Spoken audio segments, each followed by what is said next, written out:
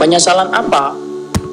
Dan apa yang diimpi-impikan oleh si mayit yang berikutnya ketika dia telah terbujur kaku di dalam kuburnya. Allah kemudian menerangkan kepada kita di dalam surat Al-Furqan ayat yang ke-27. Ya. Wa yawma ya'uddu dhalimu ala yadayhi yaqulu ya laitani ittakhadtu ma'ar rasuli sabila. Penyesalan yang berikutnya yang akan dirasakan oleh si mayit adalah ketika Allah menyampaikan tentang apa yang dilakukan oleh si mayit ketika si mayit telah terbujur kaku, tidak mampu untuk menghadirkan kekuatan sedikit pun untuk dirinya. Allah kemudian berfirman, wa yauma ya'uddu dhalimu ala yadayhi. Hari ketika orang-orang yang zalim itu menggigit kedua tangannya. Ini menunjukkan apa? Hasrah, kerugian. Kalau kita kemudian merasa rugi itu, kita kan sebagian itu sampai menggigit kedua tangan kita. Lalu kemudian mereka berkata, yaqulu ya laitani ittakhadtu ma'ar rasuli sabila. Maka kemudian dia berkata, ya laitani. Kenapa pakai laita bukan la'alla? Padahal laita artinya semoga. La'alla semoga. La'alla itu semoga di mana harapanmu masih bisa terwujud. Itu la'alla. Tapi laita mengharapkan sesuatu yang tidak mungkin terjadi. Itu namanya laita. Maka kemudian ketika para penghuni-penghuni di dalam kehidupan mahsyar, maka kemudian mereka berkata, ya laitani takhadtu ma'ar rasuli sabila. Ya Allah, kalaulah kami dulu mengambil jalan Rasul, menjadi jalan kehidupan kami.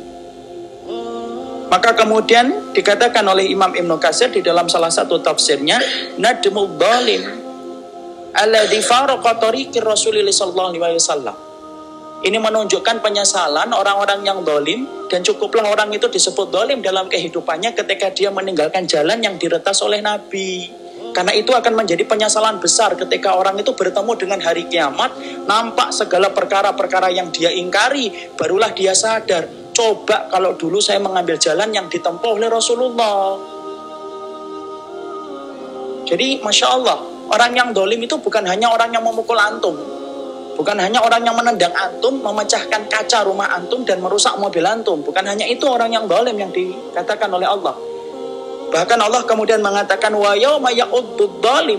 Salah satu orang yang zalim itu apa? Yang mereka menggigit tangannya dan berkata, coba kalau semoga kami itu mendapati dalam hidup kami menjadikan Rasulullah itu menjadi jalan kehidupan kami. Masya Allah. Inilah mahalnya harga ittiba kepada sunnah Rasulullah. Karena sesungguhnya apabila kamu melepaskan sunnah Rasulullah dalam kehidupanmu, sesungguhnya inilah yang kamu akan sesali ketika kamu menghadap Allah dan akan dipertimbangkan segala amal ibadah kita. Inilah pentingnya, Pak. Bahwasanya kemudian ilmu harus bernasab kepada Rasulullah. Kalau anak kita bernasab kepada kita, kalau kemudian anak seseorang bernasab kepada bapaknya, ilmu itu bernasab kepada Rasulullah. Kalau ilmu yang kamu miliki dalam ibadah dan hidup tidak bernasab kepada Rasulullah, jangan harap amal itu akan ditimbang oleh Allah, karena sudah tidak ada alasan untuk menimbang amal itu. Kalau kemudian sudah mengikuti Rasulullah baru ditimbang, baru akan kelihatan ikhlasnya, ikhlas atau enggak. Itu akan ketahuan ketika ditimbang.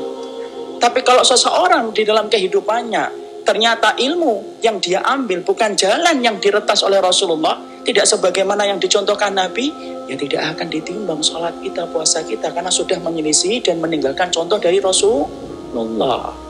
Makanya berkali-kali saya sampaikan, bukan?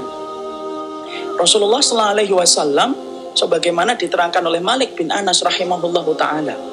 Malik bin Anas itu mengatakan, inna hadal ilm lahmuka wa damuka wa anhu tus'alu yawmal qiyamah. Fangdur amman ta'khudunahu wa anhu tus'alu yawmal qiyamah. Malik bin Anas berkata, sesungguhnya ilmu di dalam kehidupanmu, ilmu kita di dalam kehidupan kita, itu ibaratnya darah dan daging kita. Jadi yang namanya jasad itu kan tergantung kepada darah dan daging. Orang itu disebut manusia ketika ngalir darahnya dan tumbuh dagingnya. Rasul mengatakan, Malik bin Anas mengatakan, sesungguhnya ilmu di dalam agama itu ibaratnya sebagaimana darah dan dagingmu. Wa anhu tus'alu yaumal qiyamah. Itu loh yang akan ditanyakan oleh Allah pertama kali. Sebelum Allah bertanya tentang semua ibadah kita, Allah tanya dulu ilmu. Dan kalau disebut kata ilmu, apa artinya? Imam Ibnu Rajab berkata, qala Allah, qala Rasul. Perkataan Allah dan perkataan Rasul.